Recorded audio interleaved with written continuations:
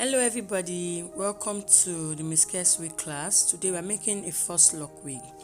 My name is Kes Wig, and as you can see, I've put on my wig on the cap, and this is the weave on I'm using. It's going to be listed in the description box. It's Minerva from Expression, and it's a Faux Loc that I'll be using. I'm using 5 packs of this for this wig. So the first thing I did is I took my frontal. This is a very old frontal, and I place it on my cap, in the front of the cap. And mind you, I've used this frontal before, so I didn't need to pluck any baby hair. But for yours, you have to pluck your baby hair and just prep it. Okay, so I'm placing this from ear to ear, and I want to look at the length. I'm using 2 inches. That's from the front of the cap to the back. So it means that my frontal is going to come a bit forward, and I'm going to start sewing from the middle. You don't want to sew from the ear to the other ear. You want to start from one middle to the other middle. So I'm going to start sewing from this middle now to one of the ears, and then I'm going to go to the other ear. So let me quickly talk about our frontal.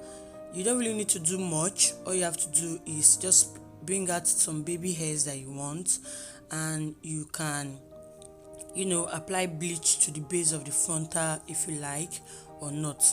So now I finished sewing, and I'm sewing the other side, and I'm going to sew from that same middle to the other part of the ears. And you want to use your pin to pin this down. If yours is going to be shaking, you can decide to pin this down. And you can see how I'm sewing it. I'm going in and sewing it twice to make it very firm. So I put in the needle and I sew it and I tie it twice before I go on to the next space. And you can see that I'm making sure that my sewing is really tight and not too loose. So you can see that it's tight. Now I'm getting to the end of this sewing, and this is how it's going to look like. So I'm cutting off my thread, and that's it. Okay, so this is some braid that I made. You can make yours. I'm going to be using this for the foundation on the cap, and I'll be sewing it to the cap. So I already braided this hair before, and you can braid yours and sew it on the cap. You can see how much space I'm leaving.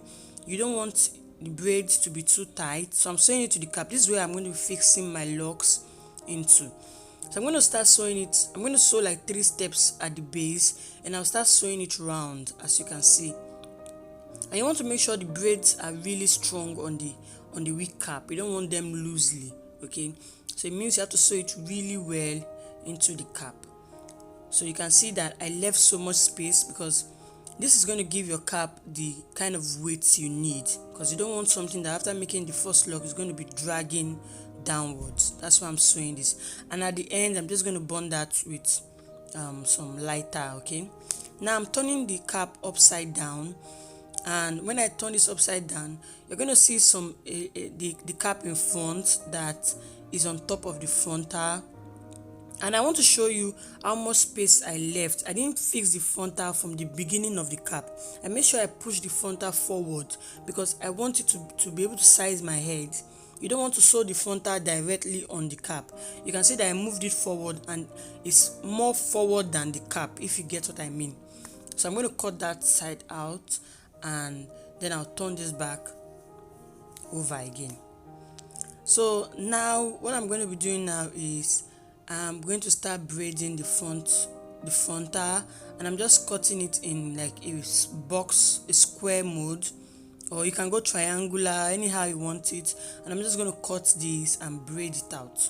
Okay, and I hope all of us can braid. So I'm just cutting this out and I'm braiding, and I asked my sister to assist me with the braiding to make it faster, so that's just what I did here. I'm just braiding this out, and you can braid. I would advise you braid yours tinier if you wish, because like mine was like so big, it was really hard to fix this into the Faux Loc. So I advise you braid yours tinier, but the only issue is that the front is going to be so full, so, and I wouldn't like that.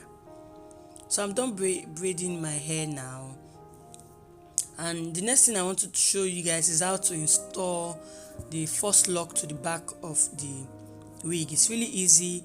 I'll put in my crochet hook, as you can see, and I'm going to pick the loop of the first lock. Okay, then I'll close my latch, which is that hook there. I'm going to close it, and I'll pull it out. Sometimes it's not so easy, but you want to make sure that you make the hole very spacious so that once you pull it out, it's going to be easy.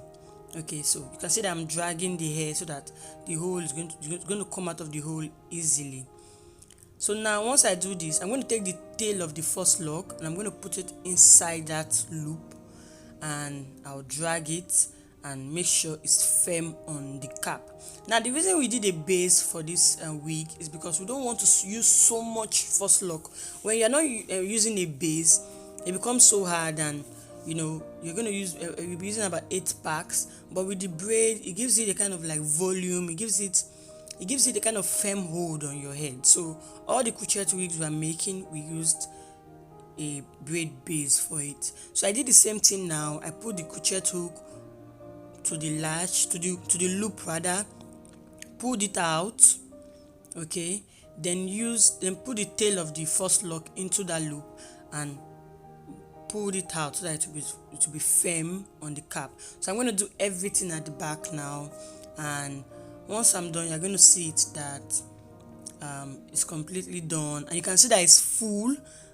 We didn't use so much. I think at the back we just used about 3 packs or less at the back, and you can see that it's full. It's not showing the net so much. Okay, so that's a good thing. So now let me show you guys this part, how to work on the front. So I put my crochet hook underneath the braid, as you can see, and I took the lash and I'm going to pull it out underneath the braid. Now I'm going to put the crochet hook inside the loop again, and I'm going to take the tail of the first lock. I'll put it in the hook, and I'll take the tail of that same braid. Okay, this is the same braid. I'll put it in the loop, in the lash rather. I'll put it into the lash, and I'll close that lash, pull it out. I'm pulling both of them out now, and I'm going to draw out the first lock first, and I'll draw out my braid secondly. And sometimes your braid might loosen up, so don't worry, just work with me.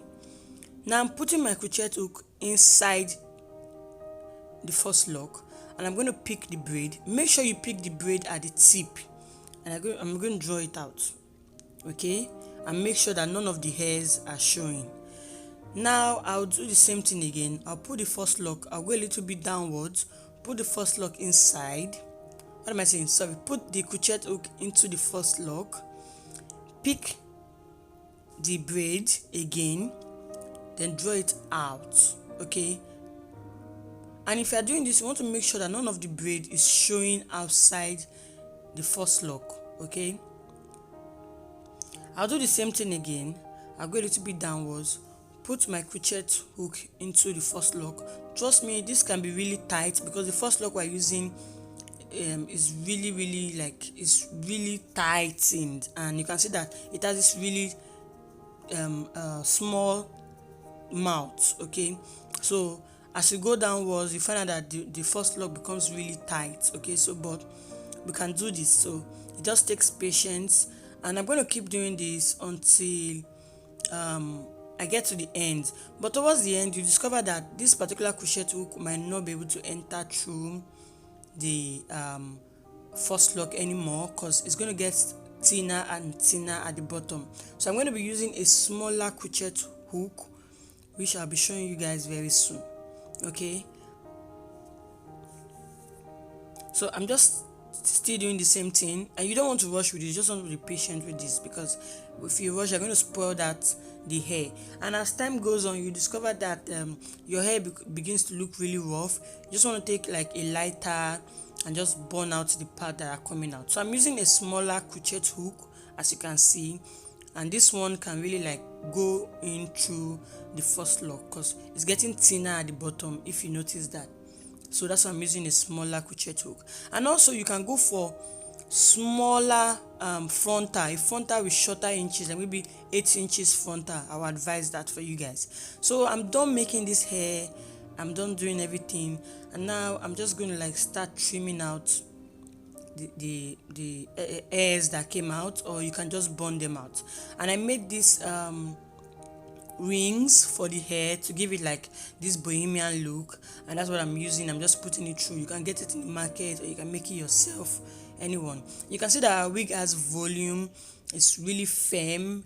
You can see that, and you can add rubber band to yours too. So thank you guys for watching. I can't wait to see yours, and I want you to try out different ideas, and I want yours to be more beautiful than mine. Okay, so I'm looking forward to that. Thank you. Bye.